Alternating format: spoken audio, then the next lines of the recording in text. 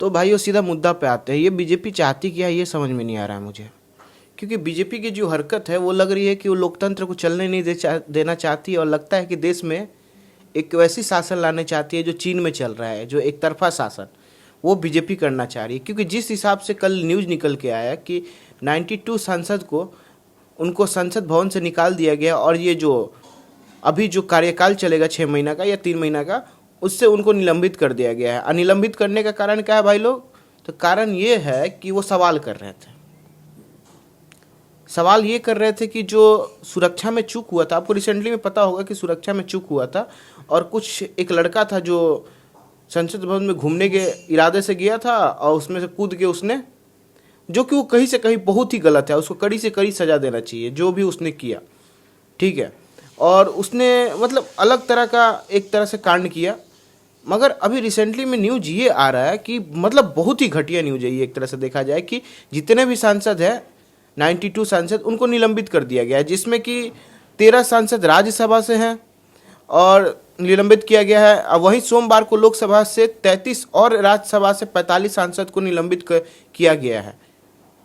मतलब एक सोचने वाली बात है कि हमारे देश में एक ऐसा लोकतंत्र है, अभी रिसेंटली में ये ऐसी सरकार चल रही है कि जो सवाल पूछने पे इनको प्रॉब्लम हो जा रही है। भाई कोई सवाल नहीं पूछेगा तो क्या करेगा?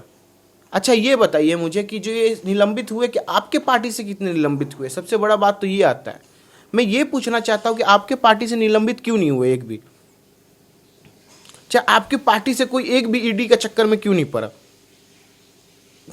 आपके पार्टी से कोई भी एक, मतलब आपकी पार्टी इतनी अच्छी है, दूध की धुली हुई है, मुझे ये समझ में नहीं आता। देखिए दिक्कत कहाँ होता है ना, कि अगर इधर से भी जाता उधर से भी जाता है ना, तो समझ में आता है कि हाँ भाई इधर प्रॉब्लम है।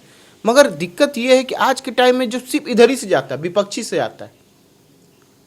अब भाई लोकतंत्र तभी चलेगा ना जब विपक्ष मजबूत हो। मगर हमारी सरकार, हम पहले भी बोल चुका हूँ मैं, कि हमारी जो अभी रिसेंटली सरकार है वो नहीं चाहती है कि विपक्ष मजबूत रहे, क्योंकि ये चाहती है कि विपक्ष पूरी तरीके से टूट जाए, अकेला ये शासन करे। और जिस देश में विपक्ष नहीं रहेगा वो देश में लोकतंत्र नहीं रहेगा, कि लोकतंत्र तभी बनेगा जब विपक्ष ताकत से खड़ा रहेगा। मगर हमारी रिसेंटली सरकार नहीं चाहती है कि विपक्ष बना रहे, क्योंकि जो इनकी करनी धरनी है ये एक ही काम करती है, या तो किसी के घर ईडी भेज देगी या तो किसी घर केस में फंसा देगी। क्योंकि ये 92 एमपी भाई क्यों हटे हैं? सवाल ही पूछ रहे थे ना आपसे, वो तो यही आके बोल रहे थे कि आप मुझे जवाब दीजिए कि ये जो हुआ है वो सही हुआ है या गलत हुआ है, चाहे आप आके इस पर जवाब दीजिए, गृह मंत्री आके इस पर जवाब दिए। क्यों नहीं देंगे जवाब? आपको जवाब देना बनता है ना। आप रिसेंटली तो सरकार में है, चुनाव जीत जाते हैं तो ऐसे ही आप आ जाते हैं, आके एकदम माइक में बोलना स्टार्ट कर देते हैं कि भाई हम चुनाव हरा दिए। मगर जब आपसे कोई गवर्नमेंट सवाल मांग रही है, जवाब मांग रही है, तो आप जवाब दीजिए ना।